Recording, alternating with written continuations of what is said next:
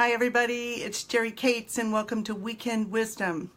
So tonight I want to talk about communication skills for conversations that matter. Okay, there's so much information on this, it's going to be hard for me to just narrow it down. But first I want to talk about, let me say that a lot of this information is coming from my program, Feminine Power. And this is the coaching program that I took my training from, one of them anyway. Anyway, what I want to talk about first is evolutionary partnerships. So this is a new way of being in relationship. So think about like your girlfriend relationship or your relationship with someone, and if the goal is comfort, versus in an evolutionary partnership, the goal is growth and evolution. Okay, and so in the girlfriend relationship or the friendship relationship, motivation is to feel safe and secure. In an evolutionary partnership, there's a recognition of an interdependence, and the motivation for relationships is authentic care and service for the greater development and mutual empowerment. See the difference? And then affirmation of each other's self-image in the girlfriend relationship or the friend relationship. And then in the evolutionary relationship, it reflects things outside of your current awareness. It invites you to take a look outside or from the outside at what else is going on here. And then, let's see, in the friend relationship, there's certainty of what's happening. And in an evolutionary relationship, you remain curious and open, and you hold a space for what is not known yet and what lies in the unimagined. So it's open to possibility. Do you see the different posture? So a friend relationship might see things from one perspective versus engaging in things from multiple perspectives. I often will ask a client, let's just step back and walk around and look at this from a different perspective. Take that off a little bit. There we go. And then, here's one. Avoidance of difficult conversations. Ever feel like, I really don't want to do this? But in an evolutionary relationship, the difficult conversation is engaged in order to keep a clear field and deepen the connection. So can you imagine, when you're feeling like, I don't want to do this, if you could shift in that moment and say, I want to deepen this relationship. I want to open this up. I had a recent meeting with some women that I meet, some professional, and we kind of got off track. And all three of us said that we didn't want to go to that last meeting that we had or the one before. And then we got to the meeting and we stepped into a new possibility. We recognized what got derailed and what our purpose, we redefined our purpose there. And we came out of it really empowered. And we just had our follow-up meeting this weekend. And it was amazing because we implemented the new guidelines or structure. But if we had decided not to have that conversation, we might have all gone away hurt and just not fulfilled. Okay. So evolutionary relationships, I want you to remember this because it's really important. It's stepping into that higher possibility. It's not about enabling. It's not like, that's okay. It's about, wow, this is happening. Let's see what we can learn from this, and saying it in a way that fosters caring and compassion. Okay, I got more. Let me say hi to some people. Jonathan, hey, Jerry. Sylvia, hello. Linda, Garrison, and June. Hi, you guys. Thanks for coming. So let's talk a little bit about words that build worlds. Words of appreciation, words of encouragement, words of acknowledgement, words that convey empathy. I feel what you're saying, or I can, I feel you. To take the time to just be present. Now let's talk about being present. That means put the phone away, turn off the TV, everything. Have a conversation that matters with someone, that you're present and the words they're saying or you're exchanging are the most important words in the world. And they're the most important person in the world right then. So especially because we go through our day and it's so busy. I know back in nursing school, one of the first projects we had was on teaching learning theory. And you can't learn when you're in pain, when there's distractions. And we can take that over to people in our own life. We can't deepen our relationships, learn about each other, listen when we're having all these distractions. So with the people in your life, take the time to be present. Okay, let's go back to these words that build worlds. So, words that foster collective thinking. I didn't know that. Oh, I'm curious to hear more about that.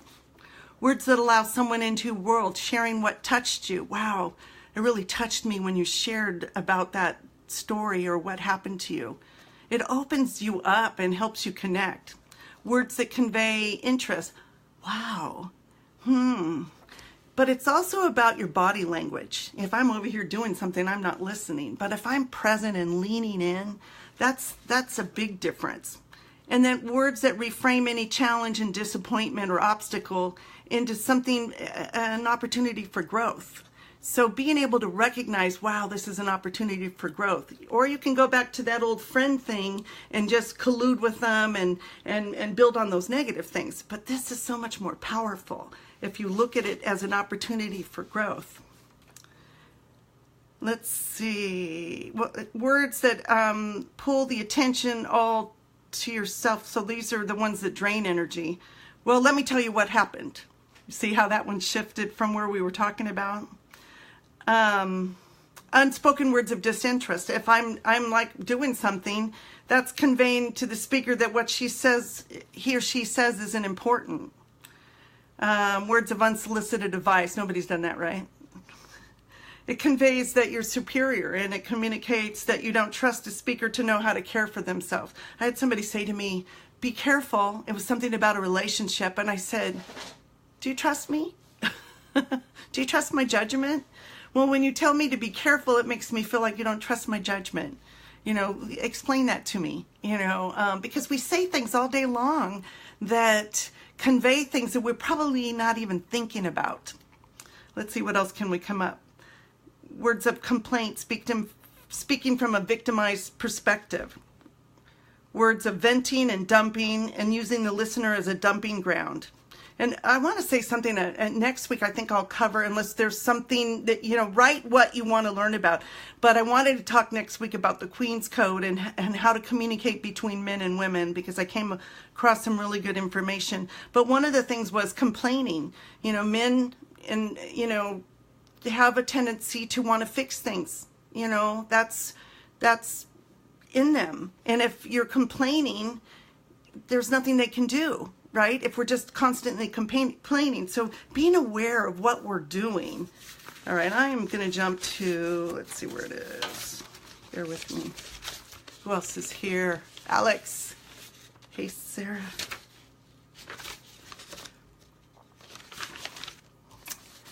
I wanted to talk a little bit about practices. So becoming conscious that language is the act of creation. So if you find yourself, in conversation, ask yourself, am I reporting? Am I reacting? Or am I creating? Because creation is the opposite of react. Look at it that way. You can't be in the same space with both of those.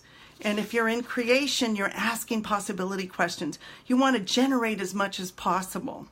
And then speak in ways that feed the power. Think about what you're going to say before you say it. Is what I'm going to say going to empower us in this, or is it going to put someone down, or am I saying it to make me feel superior? So really taking a look at what your motives are in a conversation, and then get in integrity with your word.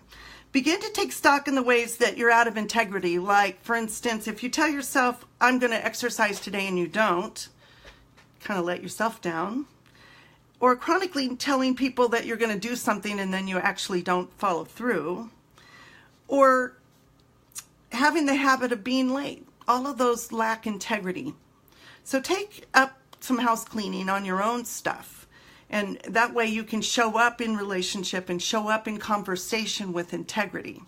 So becoming conscious of the language as an act of creation. Speaking in ways that feed the power. Ask yourself, what's my intention here? And then getting in integrity with your word. I have a little story. My husband passed away 21 months ago, and we were having a conversation about my son, and my tendency was to get triggered when we were talking about my son. There was a lot going on. And my old pattern was to react, but my new pattern was to allow myself to remove myself and go in the other room and calm down. And that's really important, to honor each other, to allow that. He hadn't quite gotten there yet. I was in here in my office trying to relax and get calmed down, and I was really ticked off.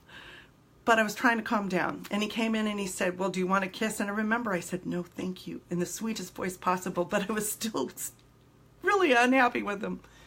And then he said something mean and left. And when I got myself calmed down, I went and talked to him and I said, you know, we were talking about my son. I got triggered. I went to take care of myself. You came in, you wanted something, you didn't get it. You said something mean and left. I'm just wondering what was your goal in that? And at first he was all over the place. But then I leaned in and I said, what was your intention? Was it to hurt me? Because it hurt my feelings, but I just want to understand, what was your intention? And I can still remember the look on his face was, oh my gosh, no. He says, you're right. No, my intention was not to hurt you. Now, here was a man that would say, I'm sorry you took it that way, which he never said that again. So in that moment, by me being able to communicate in a soft voice, even when I was upset, just taking it down and looking at the bigger picture and the relationship as its highest possibility, I was able to communicate in a way that opened my partner up. So that's the magic of this. When we're upset and we're in an argument, there's this system called the limbic system, and it gets fired up.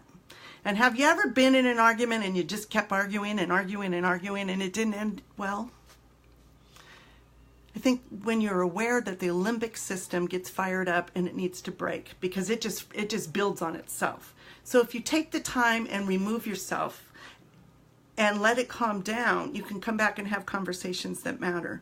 And maybe, well, not maybe, a powerful thing to do in your partnerships, in your relationships, is to have a commitment. Then when one of you are feeling triggered, to allow for that space.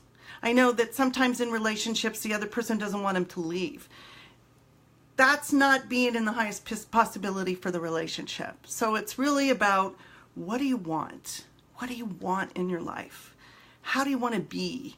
How do you want to show up? Do you want to deepen your relationship so you have unstoppable love?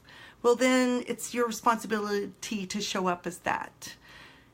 A mantra I use is, I'm 100% responsible for what I say, what I think, what I feel, and what I do. And so is my partner.